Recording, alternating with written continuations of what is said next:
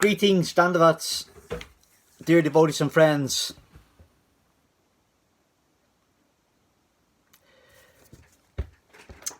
Ekadasi, just a few thoughts on Ekadasi. Srila Gurudev, Srila Bhakti Sundar Govindadev Goswami Maharaj often referred to Ekadasi as the mother of devotion. It is one of the most important spiritual practices for devotees.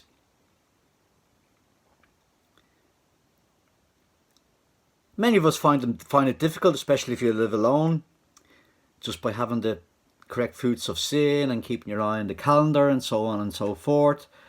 And again, this is just reminding me of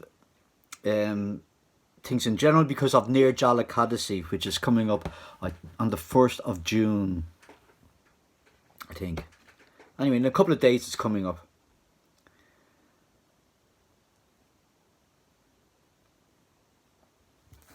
Loosely translated as fast from grains.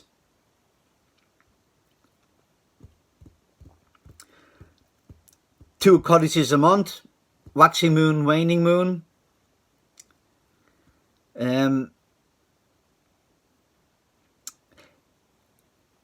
main reason for Ekadasi is to control our senses. We control our senses through the power of the mind. The moon controls the mind, or influences the mind, let's say. And especially on the full moon,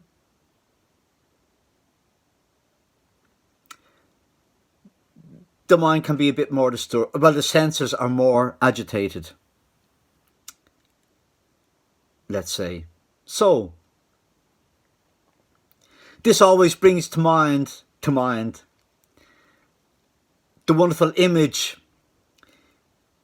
in Srimad Bhagavad Gita, where the mind, the senses are likened to 5 wild horses. The mind is the charioteer, trying to keep these horses in control and direct them where he wants to go. I'm not sure if, if you haven't ever ridden a horse or been around horses, they are big, powerful beasts. Really. And they generally go where they want to go. But I mean, there's a whole art to horse riding and understanding the creature by trying to bond with him in some way to show him that you're actually the master and that you would be very grateful if he followed your commands. So, the dangers of the senses. It just takes one sense, it just takes one horse to go a little bit astray, or to go his way and not your way. And very quickly, one or two of the other horses will also follow that horse and not pay much attention to you, the charioteer, the driver behind, the mind. And then, before you know it, you're in a tiz, to say the least, spinning, chasing those crazy horses of the senses to try and get them back in control again. So yeah, it's a practice, and it's twofold. To control the mind, which in turn controls the senses. So the tapasya of not eating, sense control.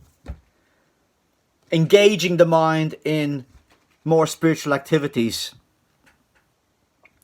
to help us be a little more Krishna conscious on that day. Increasing our chanting, read a little bit more, but you got to do something more. If you just follow the fast, it's only half an Ekadasi. Really, it's more important to increase your spiritual practices.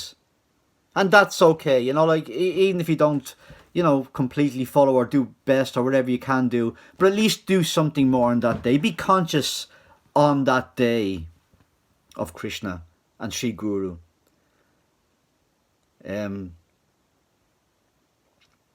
like anything, you know, everything in Krishna consciousness is there to help us. Nothing is there to hurt us in any way. Everything is there to help us. Everything. And Ekadasi is one of those wonderful things. Personally, Ekadasi Prasadam was always my favourite Prasadam from the very beginning. The wonderful fruit salads in the morning. Lovely, lovely, lovely. And then, you know, mashed potatoes with peanuts. Oh, lovely, lovely, lovely. And semolina maybe as a treat, or tapioca. I think it was tapioca. There's endless wonderful, wonderful day, wonderful prasadam, wonderful, wonderful. My favourite always. And very light too, very light. You know, the heaviest thing you would have would be some chips or something, especially in India. They would serve chips in the evening, which were also a treat. But generally, Ekadasi Prasadam is light. Fruits and, you know, potatoes, simple things, simple things.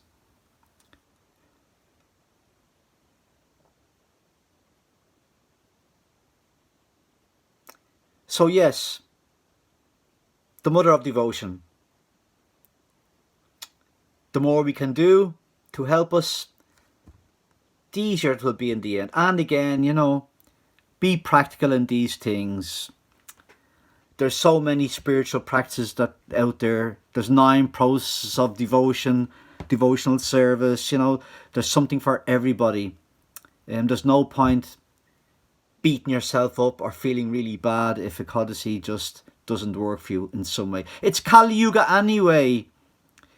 You know, like, we're not giving gold and our cows to the Brahmins on Ekadasi. We're not, you know, we're not really following these things in Kali Yuga. Everything is watered down. Everything is